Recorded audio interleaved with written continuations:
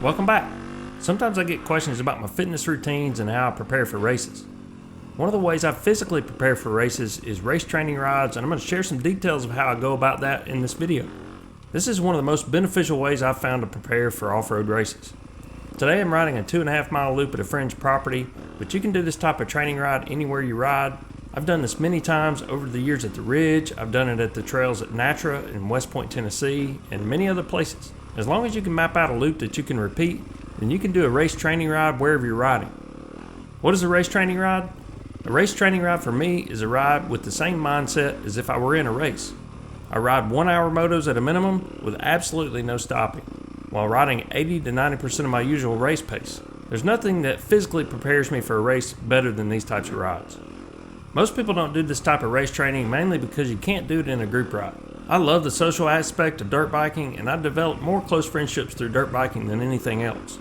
I love group rides, but group rides do nothing physically to prepare you for off-road races.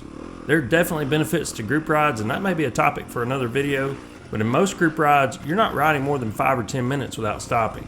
There's always differences in speed and skill level, so naturally stopping to let others catch up is part of it.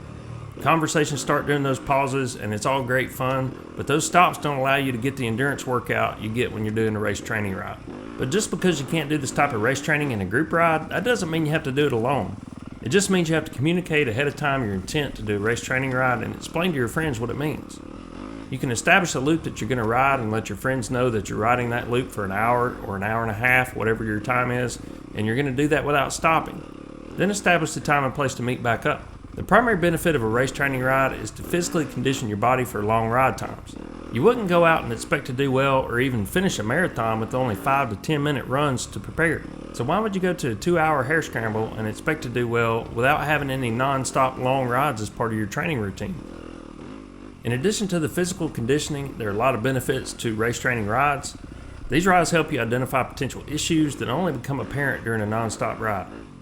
Maybe your suspension is great for 10-minute sprints, but really starts to feel harsh after 30 minutes. Do your hands go numb at a certain point? How long was that after you started riding, and does it go away after a certain period of time? Are you holding on too tight? Do you have hot spots developing on your hands that will turn into blisters during a race? Are you efficient at getting your hydration tube for a drink of water? Does your handlebar position, grips, lever position, seat and pegs all work for you during long duration rides? Knowing and understanding all this can greatly help you during a race, and putting thought into these things ahead of time will help you understand how you're going to feel beyond the first hour of a hare scramble. Not only can you use race training rides to figure all of that out, you'll be giving yourself a significant advantage over the competition because most people simply won't put in this kind of effort. If you have an action camera, you can use that to do some analysis after your ride. I like to take my times from the raw video and plug them into a spreadsheet and calculate lap times. I established a specific point on the loop. In this case, I used this cone as my start and stop point. I ran 2 1-hour motos with a 10-minute break in between. I've broken those 2 motos down by lap in my spreadsheet. My first moto was 1 hour and 7 minutes total. I had to do some trail clearing in my first lap, so that's why the first lap was 13 minutes. By reviewing this information, I can pinpoint my fastest and slowest laps and then go back and watch the video to see what I can learn from it. Lap 8 was my fastest lap of the day, but only by 1 second over lap 10. The video you've been watching up to this point was all lap 8 video.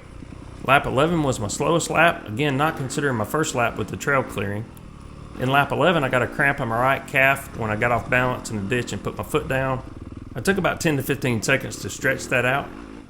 Knowing that, I'll look at my next slowest lap, which was lap 3. Now I can put those laps side by side to see what I was doing on lap 8 that was different than lap 3. After looking at the videos side by side, I noticed that I was just carrying more momentum through the turns in lap 8. I don't think I was fully warmed up in lap 3 and just more in tune with the bike on lap 8. Right here I made a mistake on lap 8 and got ahead on lap 3, but since I was flowing better in lap 8, it didn't take me long to make up that deficit. Right here I'm pretty much dead even, and watch how much faster I take this right turn on lap 8. I just accelerated out of that turn so much more efficiently. Lap 8 was faster from that point on, just gaining fractions of a second at every turn.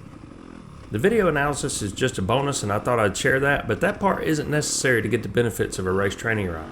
I'll upload my full race training ride unedited, and I'll put a link to that in the video description if you're interested in watching the long form version of it. I've been doing race training rides for years, and it helps me with endurance more than anything else. Let me know your thoughts in the comments, and let me know how you train for long races. If you enjoyed this video, please hit the like button. That really helps me out. Thanks for watching.